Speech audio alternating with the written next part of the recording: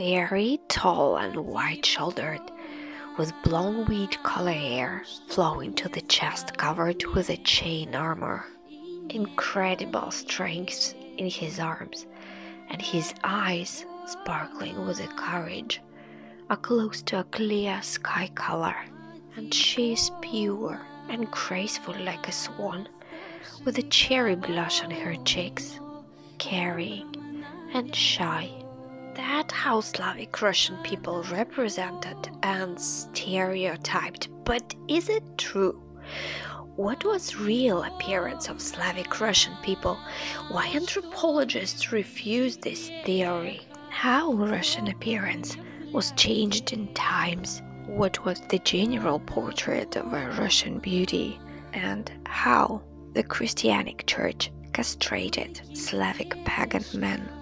Today, we're going to know the real typical features of pure Slavic Russian nation. And who knows, maybe you have it also. Hi, I'm Stacy, and we're talking about the other side of Russia.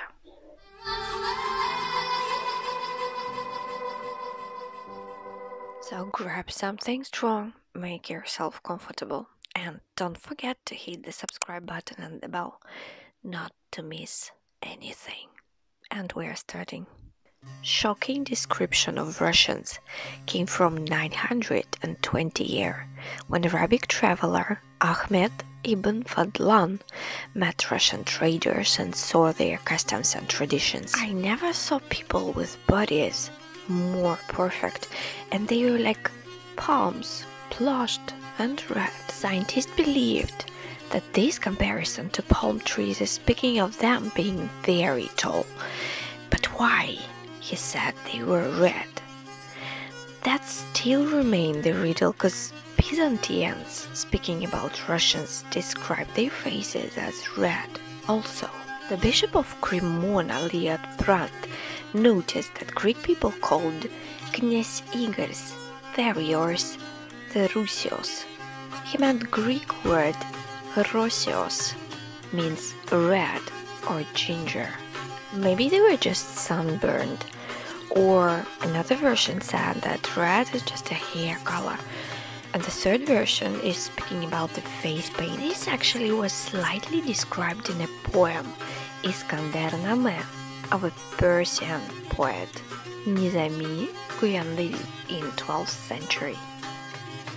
Red-faced Rus were sparkling. They were sparkling as magician lights. They are red-faced with the turquoise eyes. That description somehow resembles Native Americans even.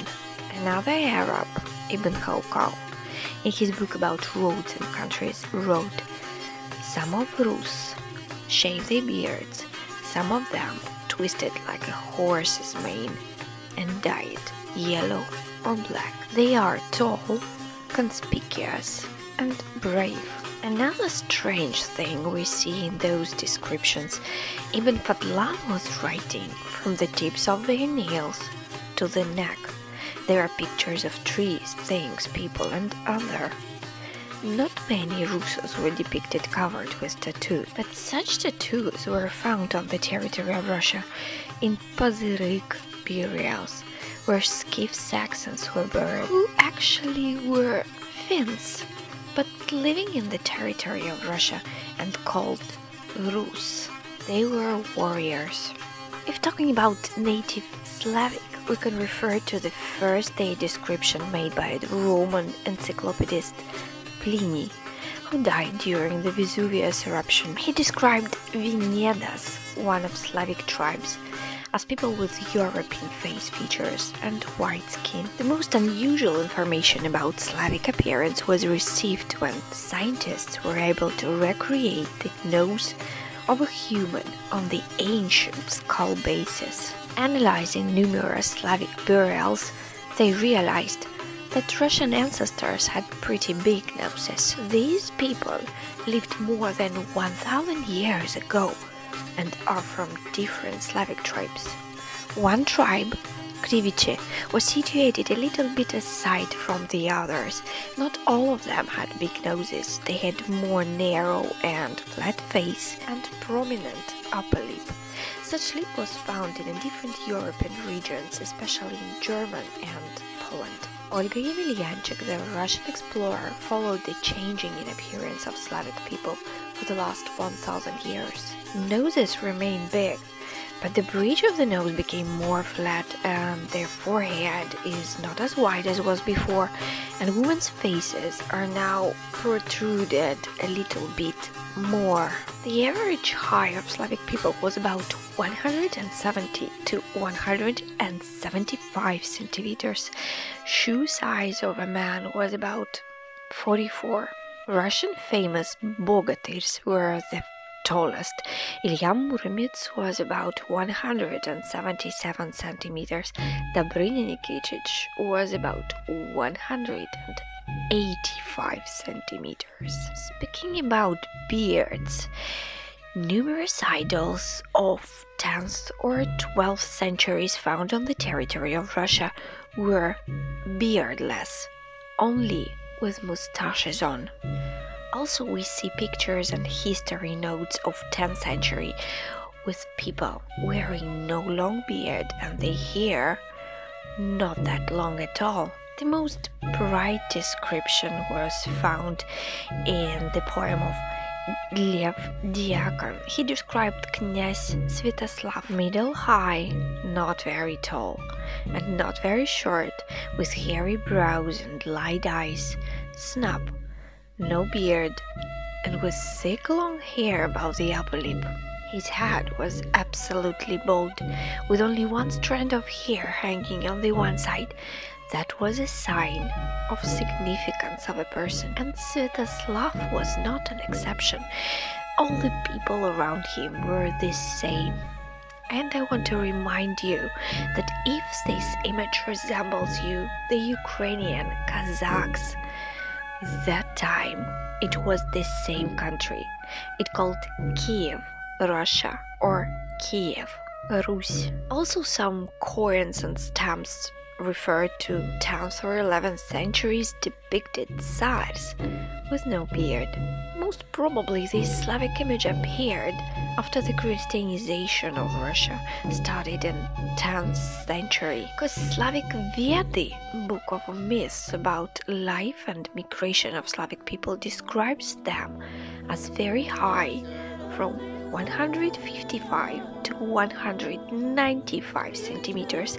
Sometimes it was 220 centimeters. Sky color, eyes, blue, green, or purple blue, hair color from white to dark brown, with thick beard, which was very important for the man.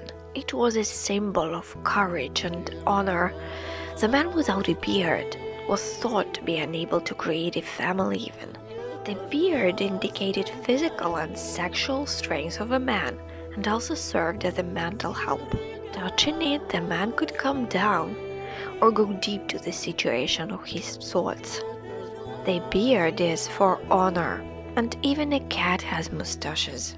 To spit or touch other man's beard was a great insult, which could cause a fight or even a death. For damage or forcible removing of a beard, one had to pay a huge fine for those times, about 12 grivnas. Etymologically, the word boroda, or beard, consists of two parts: bo, rod, which means богатство рода, the family treasure. Long hair symbolized the connection with gods. The word kosmy, hair, or kosi, braids, came from the word cosmos, and the beard was the connection with ancestors, with the earth. The beard gave the man good intuition and made him broad-minded. The person with his beard cut off lost his connection with ancestors and could be easily manipulated. That is why the Christianization brought this beardless fashion to the Russian land, trying to remove the great memory and the spirit of a pagan origin. Moreover, that could simply be called castration of a Russian man.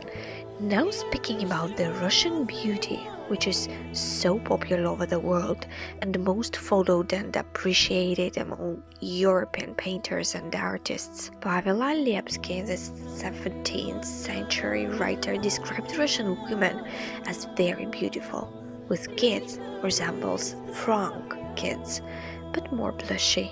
Marco Polo wrote, Russian people were ingenious and very beautiful. Men and women are white and white-haired or blonde. Adam Iliari, the traveler, described Russian women of mid-high, beautifully built, gentle body and face. But in the big cities, the old are blush and whiten faces in such a rude and visibly way that it seems like someone put a handful of flour on their faces and painted their cheeks red. According to the researchings, not much has changed in the past 400 years, and this is the way Russian people are still represented all over the world. Foreigners usually think that Russian women are the most beautiful, blue-eyed blondies with nice character, caring and gentle, but love using makeup so much. The most demanded in Europe Russian models are much similar to traditional Russian types of appearance represented in numerous masterpieces of medieval artists. Here we have aristocratic appearance and simple Russian beauties. But what is really the typical Russian beauty? Anthropologists think that the Russian appearance of the whole territory is quite the same. There were no even regional types. The differences between Russians from the different cities is even less than between Germans from the neighbor houses. Only 45% of Russians have blue, gray, light blue or dark blue eyes. Brown eyes among pure Russian people is the most rare. Only 14% of people have black hair. The other are all shades of brown and blonde. So the typical Russian appearance could be described as light brown haired with blue or gray eyes, middle high and body construction with straight nose, over 75% of Russians, which is a little bigger than European, and lips are a little bit thicker than European. To understand the general portrait of a Russian, anthropologists connected thousands of Russian faces, matches them by the eye apples, and got pretty shocking results. Suddenly, they saw so dear and familiar faces. Some found their resemblance with their grannies, uncles and aunts. All those common Russian features reflects the nation. The interesting experiment was made by scientist Svetlana Shlyakova. She used the generalized portrait excluding personal features, and she got general portrait of a Slavic woman, inspiring European artists. And this is the generalized portrait of a Russian model, highly requested in Europe and the West at the beginning of 20th century and at the beginning of 21st century. And this is the general portrait of a beautiful Russian woman. But why the Russian beauty is so appreciated all over the world? Are they only the face features that attract people so bad? Or there is a beautiful and caring Russian spirit, pure soul, and endless courage, because there is a Russian woman who can enter the house on fire and follow the man she loves, even to the edge of the world. So what, guys, do you think what is typical Russian for you? And maybe you have found some special extra features in your appearance. Leave the comment down below. This is very interesting to know, and give this video a thumbs up or down as you feel it to be. Subscribe to the channel if you aren't already, and I'm leaving you not for so long. See you in the next video. Bye.